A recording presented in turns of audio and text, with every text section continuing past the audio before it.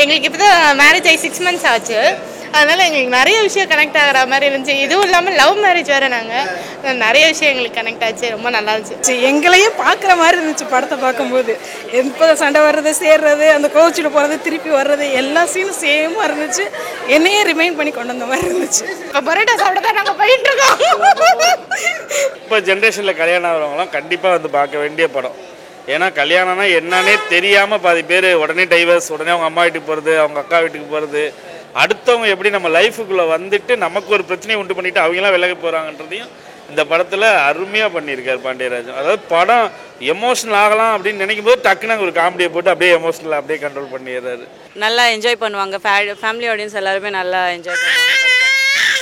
ஏன்னா எப்போதுமே ஒரு குடும்பம் சேரும்போது ஒரு பீக் எமோஷன் இருக்கும்ல, அது இந்த படத்தில் கொஞ்சம் கம்மியாக தான். அதுதான் டக்குன்னு முடிச்ச மாதிரி இருந்துச்சு. புதுசாக பார்க்குற மாதிரி இருந்துச்சு. ஆனால் செம்மையாக இருந்துச்சு படம். திருப்பி பார்க்கணுன்னு தோணுது.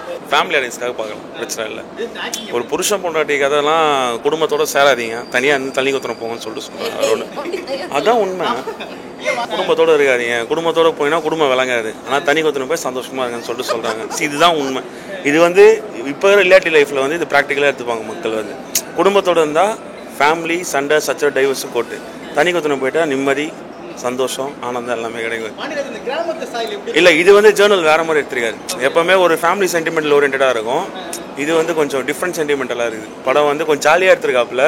ஒரு புருஷன் முன்னாடி எப்படி இருக்கணும், எப்படி இருக்கக்கூடாதுன்றது ஒரு நல்ல எக்ஸாம்பிள் படம். ரொம்ப நாள் கழிச்சு ஒரு படம் பார்த்தேன், சிரிச்சு சந்தோஷமா சிரிச்சிருக்கலாம். எனக்கு மேரேஜ் ஆகல, சொல்ல முடியாது. நல்லா இருந்தது. நிறைய இடத்துல வந்து சென்டிமெண்டலாக ஃபேமிலியோட அட்டாச் ஆகுற மாதிரி இருந்துச்சு. ஆமாம், கண்டிப்பாக கண்டிப்பாக அதுதான் வந்து உண்மையே. தேர்ட் பர்சன் வீட்டில் இருக்கிறவங்க ஆளாக இருக்கிறதா படத்தில் தெளிவாக சொல்லியிருக்காங்க. ஸோ அதை வந்து நம்ம புரிஞ்சு, ஆமாம், ரிலேஷன் வந்து ஜாயின் ஆகிறதுனால தான் ஃபேமிலிக்குள்ளே ப்ராப்ளம். இல்லை, அம்மா அந்த மாதிரி கிடையாது. தேர்ட் பர்சன் அந்த மாமா கேரக்டர் ஒருத்தருங்க, அதனால மேபி பெரிய பிரச்சனை வர மாதிரி இருந்துச்சு. எங்களுக்கு இப்போ தான் மேரேஜ் ஆகி 6 months ஆச்சு. அதனால் எங்களுக்கு நிறைய விஷயம் கனெக்ட் ஆகிற மாதிரி இருந்துச்சு. இதுவும் இல்லாமல் லவ் மேரேஜ் வேறு. நாங்கள் நிறைய விஷயம் எங்களுக்கு கனெக்ட் ஆச்சு. ரொம்ப நல்லா இருந்துச்சு. ரொம்ப என்ஜாய் பண்ணி பார்த்தோம். இவா ரொம்ப சூப்பராக பண்ணியிருந்தாங்க. அதுதான் நான் சொல்லிக்கிட்டே இருந்தேன். ரொம்ப கேரக்டர் வந்து ரொம்ப ப்ளஸ்ஸாக கொடுத்துருந்தாங்க அவங்களுக்கு. ரொம்ப நல்லா இருந்துச்சு. அவங்க நேச்சராகவே அப்படியே இருந்த மாதிரி இருந்துச்சு அந்த மூவியில். ஆமாம், இப்போ பரோட்டா சாப்பிட தான் நாங்கள் போயிட்டுருக்கோம். இப்போ அண்ணா நகர் பரோட்டா சாப்பிட தான் போயிட்டுருக்கோம் நாங்கள். நல்லா இருந்தது, நல்லா இருந்தது. ஹஸ்பண்ட் அண்ட் ஒய்ஃப் கெமிஸ்ட்ரி வந்து நல்லா தான் இருந்தது. நல்லபடியாக ஒர்க் அவுட் ஆச்சு. நிறைய இடத்துல சிங்க் ஆகிற மாதிரி தான் இருந்துச்சு. நல்லா இருந்தது படம். அவங்க 2 பேரோட ஆர்குமெண்ட் பண்ணுறதா இருக்கட்டும், மறுபடியும் சேர்றது, பிரிகிறது, அதெல்லாம் நல்லா ஒரு மாதிரி ஜாலியாக நல்லா தான் இருந்தது பார்க்குறது. கப்புள்ஸ் ஃபேமிலி ஆடியன்ஸ்க்கு நல்லா ரீச் ஆகும். நல்லா என்ஜாய் பண்ணுவாங்க. ஃபேமிலி ஆடியன்ஸ் எல்லாருமே நல்லா என்ஜாய் பண்ணுவாங்க. காமெடி எல்லாமே நல்லா தான் ஒர்க் அவுட் ஆகிருக்கு. யோகி பாபுவாக இருக்கட்டும், எல்லா தீபா ஆக்டிங் வேறு லெவல், சூப்பராக இருந்தது. ப்ளஸ் வந்துட்டு சேதுபதி அண்ணாவாக இருக்கட்டும், நித்யா மேனம் மேமாக இருக்கட்டும், சூப்பர். எல்லோரும் ஆக்டிங்கெல்லாம் செம்மையாக இருந்தது. நிஜமா இந்த 3வது பர்சனோட என்னதான் அவங்கள நம்ம ஒன்றும் பண்ண முடியாது. அது வந்து ஹஸ்பண்ட் அண்ட் ஒய்ஃப் வந்து கொஞ்சம் கேரி பண்ணி அப்படியே மூவ் ஃபார்வர்ட் பண்ணால் ஃபேமிலி கொஞ்சம் ஸ்மூத்தாக இருக்கும். அவ்வளோதான். ஹஸ்பண்ட் ஒய்ஃபுக்குள்ளே இருக்கக்கூடிய பிரச்சனையை சொல்கிறது. அதுக்குள்ளே தேர்ட் பர்சன் வந்தாங்கன்னா என்னென்ன பிரச்சனை, நார்மல் லவ்வர்ஸ்குள்ளே தேர்ட் பர்சன் வந்தாலே பிரச்சனை இருக்கும். ஸோ அந்த விஷயத்தை காமிச்சிருக்காங்க. அண்ட் லேக் அங்கங்கே சில விஷயங்கள் இருந்தாலும், ஏன்னா ஒவ்வொரு கேரக்டர் இன்ட்ரோ பண்ணும்போது சில லேக்ஸ் இருந்துச்சு. அப்படி இருந்தாலுமே அடுத்து நகர்த்தி கொண்டு போகிறதுக்கான விஷயங்கள் எல்லாமே எலிமெண்ட்ஸாகவே அது எல்லாமே ஒர்க் அவுட் ஆகிடுச்சு.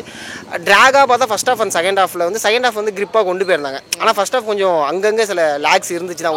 இப்போ சில சீன்ஸ்லாம் ப்ரெடிக்டபுளாகவே இருந்துச்சு. ஃபார் எக்ஸாம்பிள் நித்யாமன் அடுத்து என்ன சொல்ல போகிறாங்கிறது ப்ரெடிக்டபுளாக இருந்துச்சு. அதுக்கிடையில் ஏன் அந்த ஒரு ட்ராமா கொஞ்சம் இழுத்துருக்க தேவையில்லையா? அந்த ட்ராமா இல்லை, ஸ்டார்டிங்லேயே சொல்கிறேன். ஆமாம், ஸ்டார்டிங்லேயே அவங்க என்ன சொல்ல போகிறாங்கன்னு ப்ரெடிக்டபுள் தான். சண்டை போடும்போது அது கொஞ்சம் இழுத்துருக்க வேணாமோ அப்படிங்கிற மாரி இருந்துச்சு. அதர்வைஸ் வந்து ஃபேமிலி ஆடியன்ஸுக்கு எல்லாம் குடும்பம் ஜாலியாக உட்காந்து பார்க்கலாம். அதிக டாக்கியாக இருந்த மாதிரி அது ஒன்று தான். இப்போ விஜய் சேதுபதியோட கேரக்டர் ஸ்டடி தான் அவர் கத்துறாரு அப்படிங்கிறது. அது ஒரு கேரக்டர் ஸ்டடி. நித்யா மேனன் அதே சமயம் 2 பேரும் அந்த மீட்டரை கேரி பண்ண விதம் வந்து ரொம்ப அழகாக இருந்துச்சு. இதுக்கு முன்னாடி நம்ம தனுஷ் அண்ட் நித்யா மேனோட காம்போ பார்த்தோம். அது எந்த அளவுக்கு இருந்துச்சு? அதே அளவுக்கு தான் இந்த காம்போவும் இருந்துச்சு. ஸோ ரொம்ப நல்லா இருந்துச்சு பிரதர். ஃபேமிலி ஆடியன்ஸ் உட்காந்து பார்க்கலாம். என்ன பிரச்சனைனா, இப்போ கருப்பன் படம் நம்ம பார்த்துருப்போம், அதில் ஒரு எமோஷன் கேரி பண்ணியிருப்பாங்க. அதுவும் ஹஸ்பண்ட் ஒய்ஃப்குள்ளே இருக்கக்கூடிய பிரச்சனை தான். அது இன்னொருத்தர் லவ் பண்ணுவான், ஸோ அதுக்குள்ளே அவன் ப்ளே பண்ணக்கூடிய விஷயம்லாம் இருக்கும். இதில் ஆனால் அந்த ப்ளே பண்ணக்கூடிய விஷயங்கள் இல்லை, கடைசியில் இன்னும் கொஞ்சம் எமோஷன் கொடுத்துருக்கலாம். ஏன்னா கடைக்குட்டி சிங்கத்தோட எமோஷன் வந்து நம்ம பார்த்துருப்போம், அது எந்த அளவுக்கு இருந்திருக்கும், எல்லாம் ஃபேமிலியோடு சேர்ந்து பேசும்போது அது அந்த எமோஷன் மீட்ரு கம்மியாக தான் இருந்துச்சு. ஒரு தடவையும் ஒரு குடும்ப படம் எடுத்தாலுமே அது ஒரு பிரச்சனையாக தான் எடுக்கிறாரே தவிர ரிப்பீட்டாக ஒரே படத்தை அவர் வந்து எடுக்கலை. டைலாகில் ரைட்டிங்காக படம் ரொம்ப ஸ்ட்ராங்காக தான் இருக்குது, அதில் எந்த ஒரு குறையுமே கிடையாது. ஏன்னா எமோஷனாக இன்னும் நல்லா, ஏன்னா எப்போதுமே ஒரு குடும்பம் சேரும்போது ஒரு பீக் எமோஷன் இருக்கும்ல, அது இந்த படத்தில் கொஞ்சம் கம்மியாக தான். அதுதான் டக்குன்னு முடிச்ச மாதிரி இருந்துச்சு. மற்றபடி படம் ரொம்ப நல்லா தான் இருந்துச்சு. சூப்பராக இருந்த படம், சூப்பராக இருந்தது. எந்த இடத்துல நம்ம மருமகளே நம்ம மகனே பார்த்த மாதிரி ஃபீல் இருந்தது? 2 பேருக்காகவே பார்க்கலாம். படம் சூப்பராக இருந்துச்சு, பாதி தூரம் ஃபன்னாக இருந்துச்சு, செம்மையாக இருந்துச்சு, சூப்பராக இருந்துச்சு. செம்ம ஃபைட்டிங்காக இருந்துச்சு, நல்லா லாஸ்ட் வரையும் ஃபைட்டு, சண்டை போட்டு சேர்ந்தாங்க, அது செம்மையாக இருந்துச்சு. லாஸ்ட்டு 5 நிமிஷத்துக்கு முன்னாடி ஃபுல்லாக காமெடி தான், அதுக்கப்புறம் கொஞ்சம் ஃபீலிங்ஸாக இருந்தாலும் செம்மையாக இருந்துச்சு. நல்லா இருந்துச்சு. படம் நல்லா இருந்துச்சு, 100 டைம்ஸ் பார்க்கலாம்.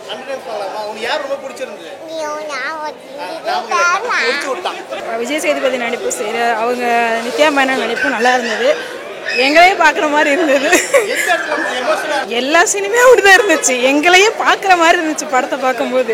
எப்போ சண்டை வர்றது, சேர்றது, அந்த கோச்சில் போகிறது, திருப்பி வர்றது, எல்லா சீனும் சேமாக இருந்துச்சு. என்னையே ரிமைண்ட் பண்ணி கொண்டு வந்த மாதிரி இருந்துச்சு. வேறு லெவல். உண்மையிலே விஜய் சேதுபதி நடிப்பு, அவர் நடிப்பு ரொம்ப நல்லாயிருக்கும். ஆனால் இது அதுக்கும் மேலே சூப்பர், புதுசாக பார்க்குற மாதிரி இருந்துச்சு. ஆனால் செம்மையாக இருந்துச்சு படம், திருப்பி பார்க்கணுன்னு தோணுது. விஜய் சேதுபதியை பார்த்தது வந்து என்ன பார்த்த மாதிரியே இருக்குது படத்தில். அதாவது கத்துற சீனாக இருக்கட்டும், வீட்டில் ஒய்ஃப் கிட்ட உடனே மேடம் சாரி மேடம் அப்படின்னு சொல்கிறதா இருக்கட்டும், எல்லாமே அது நம்ம லைஃபோட ரிலேட்டட் மாதிரியே. அதாவது இப்போ ஜென்ரேஷனில் கல்யாணம் ஆகிறவங்களாம் கண்டிப்பாக வந்து பார்க்க வேண்டிய படம். ஏன்னா கல்யாணம்னா என்னன்னே தெரியாமல் பாதி பேர் உடனே டைவர்ஸ், உடனே அவங்க அம்மா வீட்டுக்கு போகிறது, அவங்க அக்கா வீட்டுக்கு போகிறது, என்ன மாமியார் மருமகளுக்குள்ளே நாத்தனாருக்குள்ளே நடக்கிற எல்லா பிரச்சனையும் இதனால தான் வருது அப்படிங்கிறத ஒரு ரிலேட்டட் பண்ணியிருக்காங்க. அடுத்தவங்க எப்படி நம்ம லைஃபுக்குள்ளே வந்துட்டு நமக்கு ஒரு பிரச்சனையை உண்டு பண்ணிவிட்டு அவங்களாம் விலக போகிறாங்கன்றதையும் இந்த படத்தில் அருமையாக பண்ணியிருக்கார் பாண்டியராஜன். அதாவது படம் எமோஷனல் ஆகலாம் அப்படின்னு நினைக்கும் போது டக்குன்னு ஒரு காமெடியை போட்டு அப்படியே எமோஷனல் அப்படியே கண்ட்ரோல் பண்ணிடுறாரு. அந்த அளவுக்கு படம் அவ்வளோ அருமையாக இருக்குது. ரொம்ப நாளைக்கு அப்புறம் சிரித்த மாதிரி இருந்துச்சு, ரிலேட்டடாகவும் இருந்துச்சு. அதுதான் காமெடி. அதாவது இங்கே ஒரு காமெடி வரும் நம்ம நினச்சி பார்க்காத இடத்துலலாம் காமெடி வச்சுருக்காரு. இப்போ இந்த சீன் ஃபைட்டு சீனாக மாற போகுதுன்றப்ப அங்கே டக்குன்னு ஒரு காமெடியை போட்டு அந்த சீனை அப்படியே மாற்றிடுறாரு. அதாவது புருஷன் பொண்டாட்டிக்குள்ளே ஈகோ இல்லாமல் வாழணும், அதுதான் இந்த படத்தோட நல்ல அந்த மெசேஜ். எப்படி எடுத்து சொல்லணுமோ அப்படி எடுத்து சொல்லி ஃபைனல் வரைக்கும் கொண்டு வந்து கதையை நல்லா முடிச்சிருக்காங்க. யோகி பாபு கேரக்டர் அவ்வளோவா இல்லைனாலும் வர எல்லா இடத்துலையுமே ஸ்கோர் பண்ணுற அளவுக்கு நல்லா பண்ணியிருக்காங்க. படம் உண்மையாக இப்போ ரீசெண்டாக கல்யாணம் ஆகி மாமியார் மருமகளுக்குள்ளே அந்த பொண்ணும் அம்மாவுக்குள்ளதுக்கு, ஏதோ பொண்ணோட அம்மா எப்படி சொல்லி தருவாங்கன்ற வரைக்கும் படம் சூப்பராக இருக்குது.